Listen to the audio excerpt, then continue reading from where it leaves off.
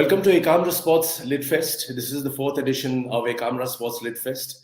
It has been a terrific ride so far. Some of the best Indian authors, international authors, sports stars have all been part of this journey. This is possibly the only forum that gives awards to sports writers and encourages them to write more and more.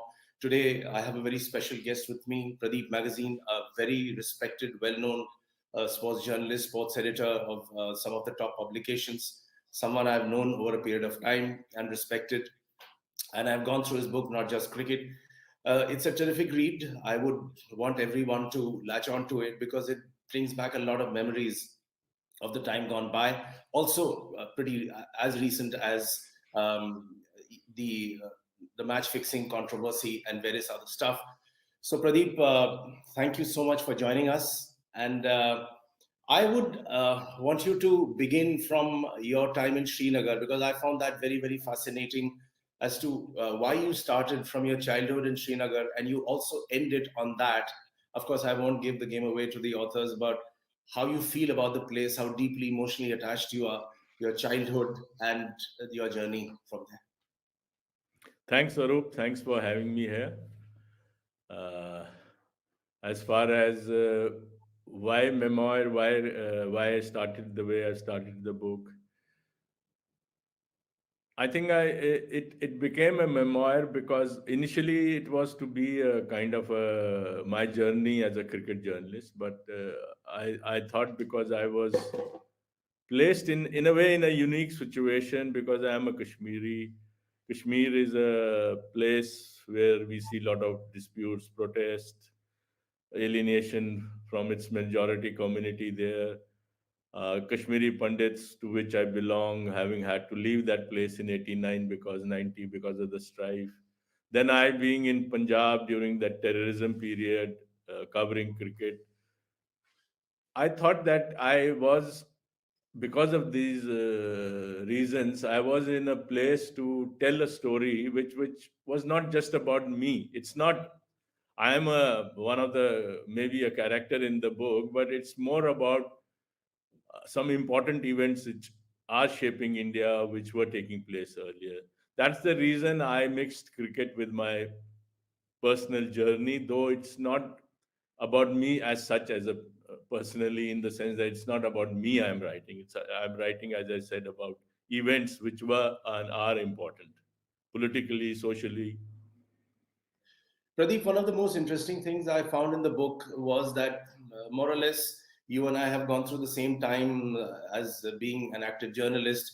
I covered the Mandal agitation on the streets outside the Medical Institute, got beaten up, went to Ayodhya, knew VP Singh pretty well. The Punjab militancy, some events I was sent from HT, I was then with them. But you weave this in very, very interestingly and then bring in cricket. What were you thinking? Well, as I said, I was uh, thinking of combining. I mean, if I had written just about my journey, I am sure people may not have been that interested because as a cricket journalist, I was placed also in a situation where I witnessed to a lot of important episodes of Indian cricket, right from Kapil Dev's arrival to Ganguly's exit. So I thought, and I had so many things which had never been written before. As if you read the book, and people who read the book will realize that there are certain insights I give which probably have never before been written about. So I thought that I had all these things with me. The problem I faced was of its structure, how to structure it and how to make it very readable, how not to make it as a didactic kind of as preaching to the readers. I wanted a story which is based on entirely on eyewitness accounts. I tried. I knew it was ambitious project to combine these two elements, and I hope I have succeeded. You certainly have. I want to now jump on to cricket. The way what is going on in my mind is I want to split this conversation with you in three phases. Let's talk about phase one, which is Bishan Bedi, Kapil Dev, and Sunil Gavaskar. and you knew Mr. Bishan Bedi so well. Also, Kapil Dev, your interactions with Sunil Gavaskar.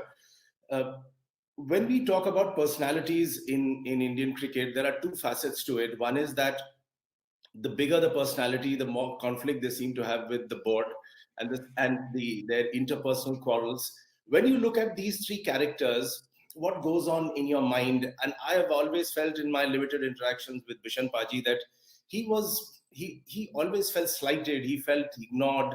Later on in life, we were doing a couple of shows together. There was always that sense of disquiet about him. Why? I think Bishan, among all the cricketers I have interacted with, I found Bishan to be the most outspoken. He very honest in his whatever he did. You may not like certain things. You may not agree with him. Let me put it that way. You may not agree with him in a lot of matters. Maybe you feel that his judgment is wrong, but don't doubt his integrity. I mean, I don't think any cricketer has taken on the board the way he has, because in a way, Indian cricket, everyone is a stakeholder here. Cricketer is in private, he may be critical of the board, but in public he'll always praise the board, because he's afraid that if he may annoy them and he may lose his perks, or he may be ostracized by the board. But Bishan is one person who, as I write in the book as well, when he was the coach and manager of the Punjab team, helping them to win the Ranji Trophy championship, uh, I haven't met a more outspoken, forthright person than Bishan, and I have huge respect from him. Kapil, Gavaskar, Bishan, they are all outstanding cricketers. I mean, exceptional cricketers. Bishan with his spin bowling, Kapil, the all-round skills he brought, the aggressive all-round skills he brought to Indian cricket, to international cricket. Gavaskar, probably, in many people's opinion, the best batsman ever India has produced. And I say it with the responsibility, because we have Sachin Tendulkar, Rahul Dravid, or Virat Kohli. But Gavaskar, his contribution at a time when India was not a strong team, to be opening India's innings against some of the most fearsome fast bowlers of the world, and to succeed to such an exceptional level, requires tremendous skill, and that too without an helmet. So all three great cricketers, but placed, see, all sports people like us are placed in situations where there is friction, where there is tussle. They are all great competitors who want to do well for themselves and for the team, but at the same time, I mean, they are human beings, and I try to bring those human element into the story from my eyewitness accounts, that their greatness as a sportsman does not mean that they are, there is not a fragile side to them, which all of us as human beings are. And that's a story which I tell. Exactly. Where Kapil Dev is concerned, you mentioned an interview you did, a very critical interview, where he made some reference to how important money had become to a few players, which caused a rift between him and Mr. Sunil Gavaskar. You later met Mr. Gavaskar also, and he was quite upset. What truly upset you, and you hit that point at least two or three times in the book, was that Kapil retracted from from that phrase, and he said that he was misquoted. How do you react to such a terrific icon like Kapil Dev doing this, and also on the back of the fact that you knew him so well? I mean, I can understand where he came from, because I did that interview in which, after the '83 World Cup, West Indies came to India and thrashed India. Kapil was the captain of the side, and it was a very embarrassing defeat, which may have hurt him a lot. And in between the series, he came to Chandigarh and gave that interview, which obviously wouldn't. I was aware of the fact that what he was saying would create a huge controversy, because the players won't like it. The captain accusing them of being interested in activities which were not helpful to the cause of the team. Uh, it happened, as I write in the book. I haven't had the opportunity to talk to Gavaskar about it, but his own book which he has written, in which he has referred to these incidents, that how he was upset with what Kapil had said. And now I know what forced the retraction also, because the board obviously met NKP Salve, who was the board president, met both Kapil and Gavaskar in Delhi after that interview. And since Gavaskar was contemplating, as he writes in his own book, of withdrawing from the next test because of what Kapil had said, and the retraction came because of that reason. I wasn't aware of it, why the retraction has come, why the refusal has come, but it did affect me. I was a young reporter, and I thought that, look, that was one of the biggest stories I had ever done in my initial career, because it had huge ramification. It was carried on page one by Indian Express across all its editions almost. So denial of that story, I thought, hurt my reputation, and I was a bit upset. But in a way, I also try to, why I've written this in the book is also to bring out difficult, challenging relationships with journalists have with players, and and and it, the way it happens, it does affect you as a journalist, and may even shape you the way you go forward as a cricket writer or as a journalist. In that phase, you were very close to the cricketers from, if I may say so, North India, and then there was the Bombay club, and there was a very clear-cut allegation slash accusation, whichever word that may be used, that this Bombay club cricketers who came from Bombay at that point in time um, were extremely selfish, motivated by their own individual exploits. And a lot of there has been this crossfire since then. Even now, I read somewhere Kapil Dev saying that I just can't understand why uh, this Bombay club has this fetish that the moment they hit 100, they have to take fresh guard. He said, "How will you ever hit 300 in a day?" So all of that, when you put that in a perspective, do you really? What I want to know, since you've so closely interacted with these players over a long period of time throughout your career and traveled so extensively, what is your opinion about this Bombay club? Well, I think if you go back into Indian cricket history, it's like, I don't think it's like they are selfish. It's just one way to put it. It's a different school of cricket, especially the batting school, which has this. Which believes in correct batting, which believes in very orthodox approach to the game, and somehow it is seen that the cricketers from north are aggressive, are not so sophisticated, let me put it. Especially people from Punjab, they are seen as people who would uh, who would like not be disciplined, let me put it that way, and they speak their mind. So these two different approaches to cricket has had its own problems, and also the board was controlled not by north. Rarely has been controlled by north. It is the west or south or east which had control over cricket. So all these tussles play out even on the politics of cricketers, because uh, if the West sees itself the powerhouse not only of cricketers but also of control over cricket, North doesn't see it like that. So it affects relationships, as you have seen, as you yourself experienced and seen, and I have seen that now I don't think that is anymore, but there was during Bishan's time. Bishan gave me an interview for Doordarshan in which he said that he has never seen more parochial cricketers than the best cricketers, and his relationship with Ajit Wadekar or even Sunil Gavaskar is well documented, well known, which I also write in the book. So Kapil Gavaskar may not have had that kind of altercations, but there was this tension, uh, which may not have affected the team performances, but it was there. It was there for everyone to see. So that's what I write in the book. Right. Uh, a quick reference to match fixing. I want to get your views on it because you've devoted at least two rock solid chapters on it. I had done a show a couple of years back with Azhar, and one of his abiding regrets was never to have completed 100 tests. and he would keep mumbling and regretting the fact that this happened. Ajay Jadeja is also a good friend.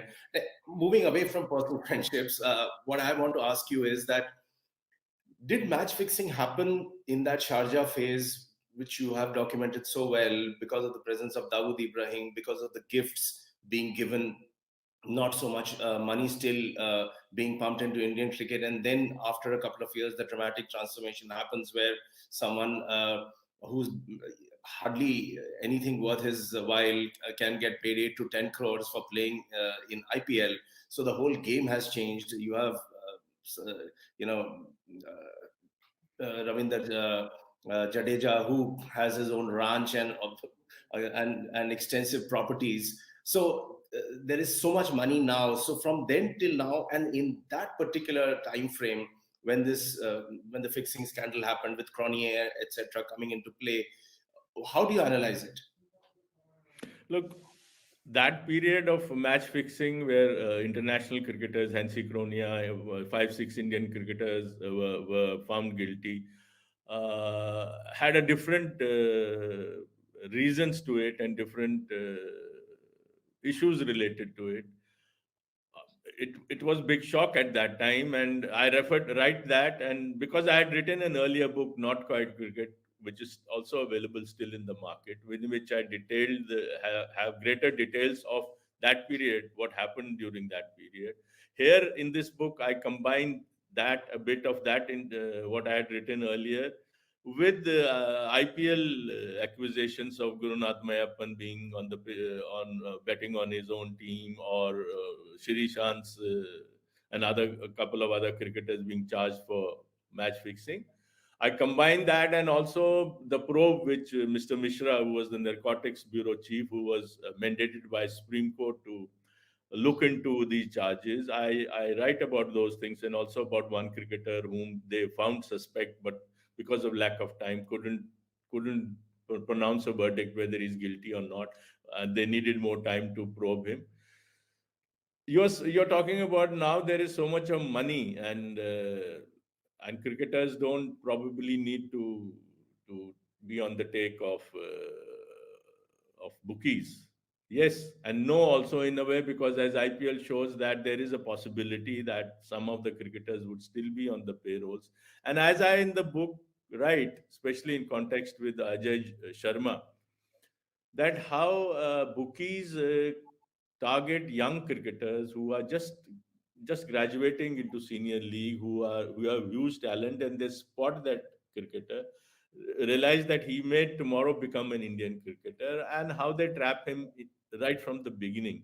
If that is still happening, that may be still happening, then you have to really wonder that once that cricketer graduates into an Indian cricketer, no matter how much money is he making, if he's already compromised and has walked into the Indian team, that possibility may exist. I'm not saying it is there, but if that possibility is there, then doubts creep into your mind. A compromised cricketer, will he be able to say no once he plays for India? So those are the issues which we need to tackle, address, and wonder. Coming to phase two, which is basically the era of Saurav Ganguly, Sachin Tendulkar, and Rahul Dravid, you had access to all three, and you yourself mentioned the fact that you had asked for a pass for Tendulkar's last match because you wanted to be there, and you were there in the box with his family. With Rahul Dravid, you had tremendous access. He would pop into your hotel room and speak. Saurav Ganguly was another player with whom you had a very even equation, although knowing very well that the regional Bengali journalist lobby was really promoted by him. I somehow got the feeling that out of these three, you had the maximum admiration for Saurav Ganguly. Is that correct? Well, yes, I had the maximum access to him among the three. It's because he was the captain of the team. He used to write for us in Hindustan Times. He was a columnist also, and we were not taking his column through an agent. He would directly write for us, and we would directly pay him. And there are various details in the book of this relationship which I don't want to say here, but yes, I I have great admiration for all three, for Dravid, for Tendulkar, for Ganguly. Just because I had more access to Ganguly, that's why in the book, and especially because he was the captain and his influence on the Indian team as a captain was huge. Uh, Maybe that impression comes across that among the three, I have greater admiration for him. But I think I have admiration for all three. For Tendulkar, obviously, there is no point in saying how great Tendulkar is. Dravid, extremely very affable, very well behaved, very dignified person. So all three, and I in fact, even when I am going to Ganguly, telling him that his players are not trusting him, or when I go to Dravid to tell him that look, Greg Chappell is creating these kind of problems for you. Maybe it may not help the team. I go with intentions in which I don't want either of them, whether it's Ganguly or Dravid, to be harmed, or it to something to happen which will affect their performance and team performance. Where Ganguly is concerned, there are there are a couple of pages you've devoted to the time that he was when he was completely down and out, and you make a very telling point that had he not made a comeback today, he may not have been the president of the BCCI and not been in such a powerful position. And you're absolutely right. But what fascinated me more was that gym session that you speak with his trainer Chinmoy Roy, if I have got the name right, where he went on pushing himself to such a point that he almost threw up and he would be lying on the floor. But that hunger and the desire of a man who's down and out to come back was huge. How do you analyze that in a man? Because when things are not going right, that is the point where a human being has to pump in so much more. I think the way I look at Ganguly is a man who is perpetually trying to better himself. I mean, if you look at his career, the way he came in '96, came back into the Indian team, everyone thought that he had used Dalmia's influence to come back. He didn't deserve it, including me, though he hadn't performed all that badly in domestic cricket. And when he started doing even well for India, everyone would say that he's lazy, he's not fit enough. But he kept on improving himself, doing well. And after being dropped from the Indian team and being accused of being selfish and divisive, as Greg had accused him, and there was this perception which had stuck to him. Had he not made that comeback, I think that perception would have remained in people's mind, that not as this great iconic captain, but as this selfish man who divided the Indian team. So that way, his comeback is remarkable, and what is very remarkable is the way he worked for that comeback. Whenever I used to interact with him during that period, I used to wonder where his self belief is coming, because he would always talk, though no one believed that he could make a comeback, but he would always talk as if it's a given thing. And since I was researching for his, I was planning to write his biography, and had given me access to his friends, parents, everyone. I've been to his place a couple of times. Write that in the book. Even his father, who told me that they were very upset and very disturbed by Ganguly's obsession for a comeback, because they also thought that he's not relaxing. And right in the middle of the night, they heard these sounds. They went to see in his room, and this guy is doing ball practice. You do in front of the mirror at 2 o'clock in the night. So that obsessed he was with his comeback. And I think when he came back, he probably was the fittest ever he had been in his cricketing career, because he worked so hard. And that is, I think, a comeback which is very remarkable. Shows the fighting resolve Ganguly has. Let's hop on to phase three, and I want your opinion on the role of the coach. You have documented in great detail what you thought about John Wright, then Greg Chappell, and all that he did. Some things right, some things which were not right at all. Then, of course, the Gary Kirsten phase, which is not in your book, but I'm just referring to that to get a sense of what you think in comparison, and right up to the time of, say, a Ravi Shastri, who has just relinquished that position. How does the role of the coach typically in India work? Are they supposed to be the best friend to the captain? Are they supposed to be extra tough? Because when John Wright was the coach, I used to do a regular show on TV with Mr. Ashok Malhotra, someone again whom you've known so well. And Ashok would say, "Yaar, wo John Wright to हमसे भी ज़्यादा Indian है." So if you can bring that into perspective and let us know. See, Wright was the first professional coach, one would say, India has had, because he was hired, paid huge money, and cricketers wanted him. Cricketers wanted a foreign coach, and Ganguly was the captain, and new concepts were introduced, more professional, more better training methods, more discipline, and for an outsider to have understood the Indian system, Wright was a very fascinating character, I would say, and I write that in the book, my interactions with him and how difficult he could be, and yet he never allowed his relationship which with Ganguly, which was not always friendly. They had their differences, but he never allowed. Neither did Ganguly allow those differences to impact their the harmony of the team. Wright would take a step back once he would realize that okay, Ganguly is not agreeing on certain points. He would be upset. Of course, he would be upset, but he wouldn't do what Greg did later. Greg was a control freak. One of the most important lines in the book, which Wright says, is that he knows that these cricketers are rock stars, and you don't tell rock stars what to do. So the very creative method he has realized to get them do things is to plant a seed in their mind that this is what they should be probably doing. And once they do that thing, the cricketer feels that it is his own doing. Nobody has told him to do it. And Wright would say that look, he doesn't mind that because his intention is for them to do well.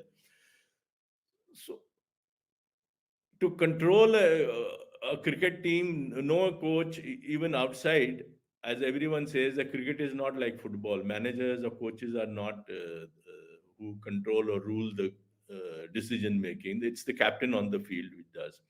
For any coach to try to reverse that, it won't work. Greg tried to reverse that, and that too in Indian conditions. That too to these superstars, and tried to unleash his fury or his control over them. It obviously wouldn't have worked. And as I write, there are many incidents in the book which show that players were unhappy with him, not because he was trying to make them better players, but because he was playing this kind of a divisive game, telling journalists things about players which they would write, and it would affect the harmony of the team. So a coach needs to be subtly conveying his messages to what he wants to be done. Be a man management, be a help to the captain rather than control the captain. Pradeep, last point, because we are running out of time, I would have loved to go on and on. My last point with you is that as a journalist, you've been very, very candid about the fact that at times, because you had an old world style of reporting where you believed in keeping a distance from your subjects to be dispassionate, that at times took a toll on you because of the pressure from your editors to get the inside scoop. So that conflict between the old world and the new world, now they don't even blink twice because they feel that the closer they are to a few players and they get their soundbite, they're happy with any sketchy copy that they write. So uh, any advice for the young writers who are stepping into this zone? Well, I mean, reporting is very different now. There is television, there are television journalists. There is less access, I feel, now than it was in our times, especially when I began writing. I don't think journalists can now, like, say, many journalists could say, okay, they can call up the captain and he will respond, or go and meet and have interviews. If you have to do these interviews, you have to go through agents. They are under tremendous pressure to break stories because the newspapers or television channels wants them to do scoops. So they are under tremendous pressure. My advice to them would be that don't, whatever you do, it's a challenging job. It's more challenging now than it was ever before. A don't be biased. It's difficult not to be biased if you know a player well. It's challenging, it's difficult, but try to maintain your unbiased judgment, your integrity, write things and do right things. Don't write things without verifying. Don't just go by whatever, like if you're close to one board person or a player, whatever he tells you, verify it before you write about it. Don't just blindly trust that person. That I think a journalist should be very careful about. Pradeep Magazine, thank you very, very much for your time. I thoroughly enjoyed your book. It's a splendid book, and I would recommend all our viewers to get a copy of it as soon as possible. It would truly enrich your lives, particularly those who love cricket. Pradeep, once again, thank you very much and all Thank the you, best. Arup. Thanks a lot for this great conversation. Thank you so much. Thanks.